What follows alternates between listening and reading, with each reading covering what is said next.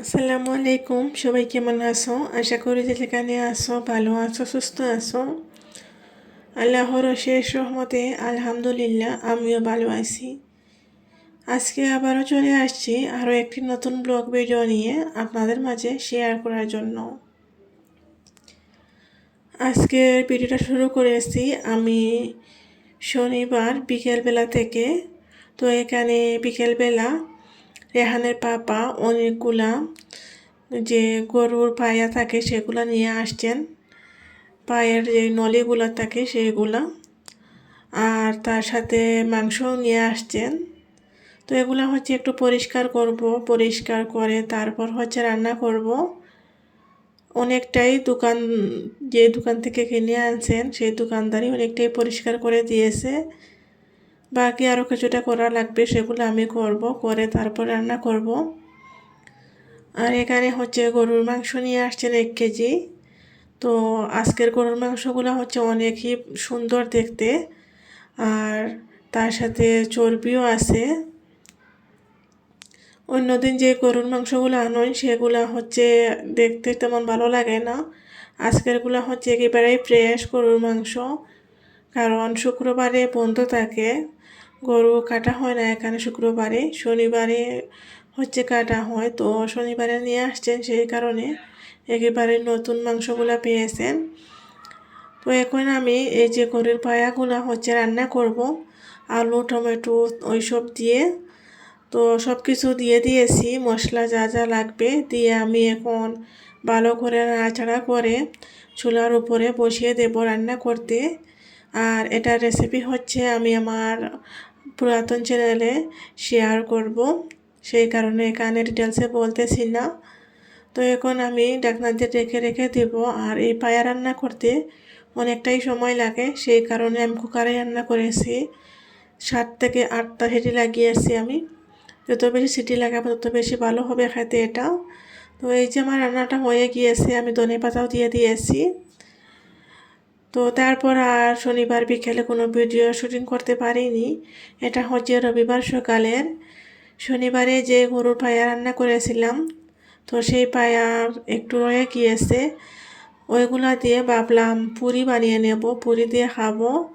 পুরি বলতে অনেকে অনেক কিছু বলেন পুরিকে, তো আমরা পুরি নামে চিনি, তো লুচিও বলতে পারেন।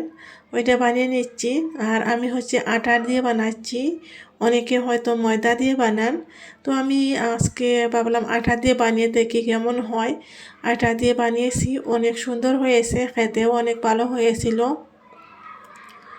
তো এখানে আমি বানিয়ে নিচ্ছি একা হাতে, যেহেতু বানাচ্ছি একদিকে বেলতেছি আর আরেকদিকে ভাজাভাজি করতেছি। ভাবলাম সকালবেলা আজকে আর চা খাবো না, আর রবিবার সকাল, সেই কারণে ভাবলাম এটা করে নেই।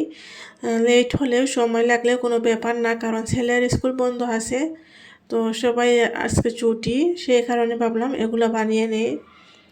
আর অন্য দিন হচ্ছে বানানো যায় না, কারণ রেহানেরও স্কুলের টেনশন থাকে, তাড়াতাড়ি দিতে হবে। আর রেহানের বাবাও ডিউটিতে যাবেন, সব মিলে অনেক তাড়াহুড়ো থাকে।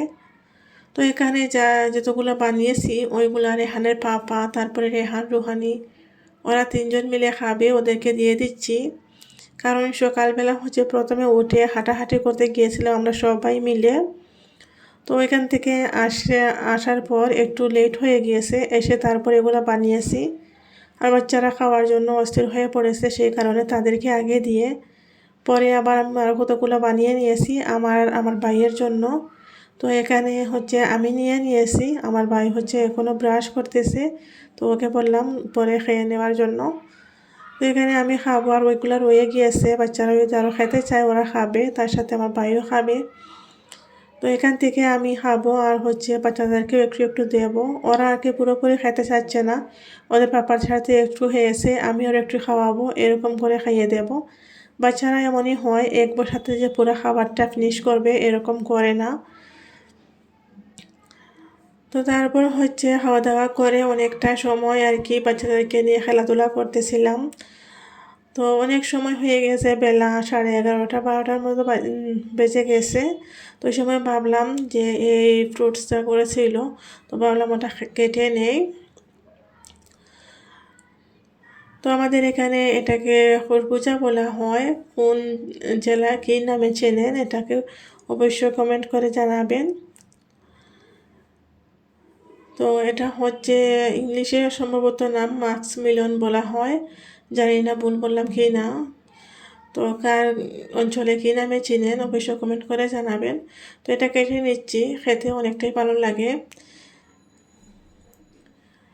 এটা কেটে সবার আর কি দুপুরে একটা হালকা পাতলা নাস্তা হিসেবে খেয়ে নেবে। তাহলে কি হবে, দুপুরে রান্না করতে একটু সময় লাগলেও কোনো প্রবলেম হবে না। তো কেটে দিয়ে আমি যে যাব ওই রুমে গিয়ে সবাইকে দেবো, তো তখনই দেখি আমার ভাই ফ্যান পরিষ্কার করতেছে। তো এখানে ফ্যান পরিষ্কার করছে দেখে আমি নিয়ে আসছি আবার কিচেন রুমে, কারণ ওইখান থেকে ধুলোবাড়ি পড়বে নিচে, সেই কারণে ভাবলাম ওটা পরিষ্কার করা হয়ে যাক, পরে খাবো। আর ফ্যানটা হচ্ছে অনেকটাই আর কি নোংরা হয়ে গিয়েছে, কয়েকদিন ধরে পরিষ্কার করবো বলে করতে পারতেছি না। তো আজকে আমার ভাইকে বললাম ওটা পরিষ্কার করে দিতে, ও করে দিচ্ছে, ওরও ছুটি ছিল। আর এখানে রেহান লিখতেছে। রেহান হচ্ছে যতদিন স্কুল ছুটি ছিল ওর ততদিন শুধু লেখা আর লেখা। এই যে ফোন সামনে আছে, ফোনের সার্চ করে করে ফ্লাওয়ার নেম, তারপর হচ্ছে fruits name, vegetable names, animal names, ওইগুলা বের করে ও নিজে নিজে লিখতে থাকে। তারপরে হচ্ছে টেবিল, ওইসব আর কি অনেক কিছু আর কি ও নিজে নিজে ফোন থেকে সার্চ করে বের করবে, করে লিখতেই থাকে। আমরাও তো কতবার যে মানা করি যে এরকম সারাদিন শুধু লিখতে হবে না, খেলাধুলা করো, তারপরে আমাদের কথা শুনে না, সব সময় শুধু লিখতেই থাকে। এই যে ওরা দুজন খাচ্ছে আর রেহানের পাপা 2 পিস খেয়ে বলছে না আর খাবে না, বাচ্চারা খাক আগে, যদি বাচ্চারা খেতে থাকে তারপর খাবো, এরকম বলতেছিল। তো মা বাবারা এরকমই হয়, প্রথমে বাচ্চাদেরকে তারপর নিজেরা। তো এখানে হচ্ছে রুহানি ব্লগ বানাচ্ছে আজকে, হিন্দি কথা বলে, হয়তো আপনাদের বুঝতেই পারবে, হয়তো নাও বুঝতে পারেন। তো মামি কাজ করতেছে, পাপা বসে আছেন, মামা কাজ করতেছে, এইসব হিন্দিতে বলতেছে, ও বলে বলে ভিডিও করতেছে। তো রুহানির কথাগুলো জানি না কে কে বুঝতে পারতেছেন, ও কমেন্ট করে জানাবেন।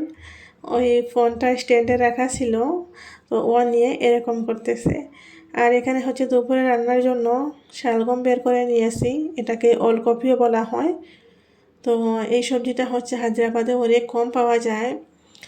তো একটা বাজারে পেয়েছিল, এখানে পাপা নিয়ে আসছে, ওইগুলা দিয়ে হচ্ছে মাংস দিয়ে রান্না করব। গতকালকে যে মাংসগুলো দেখিয়েছি ভিডিওর প্রথমে, সেগুলা হচ্ছে এই সবজির জন্যই আনা হয়েছে, এই সবজি দিয়ে রান্না করব সেই কারণে। তো এই সবজি দিয়ে হচ্ছে আজকে মাংস দিয়ে রান্না করব দুপুরবেলা। আর একটাই আইটেম করব, আমরা সব সময় হচ্ছে এভাবে একটা আইটেম, ভালো কিছু থাকলে একটা আইটেম দিয়ে খেয়ে নেই আর কি, একটু হিসাব করে চলতে হয়, যেমন আয় তেমন ব্যয় করতে হয়, এইভাবে হিসাব করে চলি বলেই আমাদের সংসারটা অনেক সুন্দরভাবে চালিয়ে নিতে পারতেছি। আর হচ্ছে আরেকটা কথা, আমাদের এখানে হচ্ছে মাছ মাংসের দাম অনেকটাই কম। যে মাংসগুলো দেখেছিলেন আপনারা, হাড়গুলা মাংসগুলা, ওগুলো হচ্ছে মাত্র 500 টাকা দামের। তো সেই কারণে মাছ মাংসের দাম কম থাকায় এই যে এত কম ইনকাম দিয়ে পুরো মাসটা চালাতে পারি, কারণ আমরা বাঙালিরা হচ্ছে বেশিরভাগ মাছ মাংস খেয়ে থাকি। তো মাছ মাংস না হলে চলেই না। আর আমাদের এখানে মাছের দাম হচ্ছে 120 টাকা বা 100 টাকা এরকম কেজি, আর মাংসর দামও অনেকটাই কম, সেই কারণে আর কি অনেকটাই আর কি ভালো হয় ওই দিক দিয়ে। তো এখানে আমি দুপুরে ভাত রান্না করে নিয়েছি, এখন বাচ্চাদের জন্য ভাত নিয়ে নেব।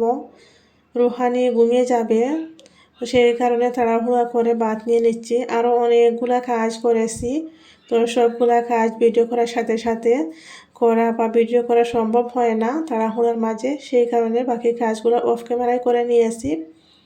আর এই যে আমার রান্নাটাও কমপ্লিট হয়ে গিয়েছে, শালগম রান্না করেছি। এটা রেসিপিও আমি আমার আরেকটা চ্যানেল আছে ওইটাতে শেয়ার করব। তো এখান থেকে আমি কিছুটা মাংস নিয়ে নিচ্ছি বেশি করে, কারণ রুহানি মাংস খেতে একটু ভালোই পছন্দ করে, সেই কারণে। তো এখানে ওদের জন্য নিয়ে নিয়েছি, প্রথমে ওদেরকে খাইয়ে দেব, পরে হচ্ছে আমরা খাবো। না হয় ওদেরকে সাথে নিয়ে খেতে বসলে বাচ্চারা আর কি অনেক ঝামেলা করে, সেই কারণে ওদেরকে আগে খাইয়ে দেব। তো এখানে আমি আগে থেকে গ্লাস আর জগ রেডি করে রেখেছিলাম। আর আজকের মাংসগুলো হচ্ছে প্রথমে যে দেখেই বোঝা যাচ্ছিলো অনেক ভালো মাংস, খেতেও কিন্তু অনেক ভালো হয়েছিল। এই যে দেখেন অনেকটাই নরম হয়েছে। আমার আজকের ভিডিওটা আপনাদের কাছে কেমন লাগলো অবশ্যই কমেন্ট করে জানাবেন। আর যদি ভালো লেগে থাকে তাহলে একটা লাইক দিয়ে, আমার চ্যানেলে নতুন হলে চ্যানেলটাকে সাবস্ক্রাইব করে নিও।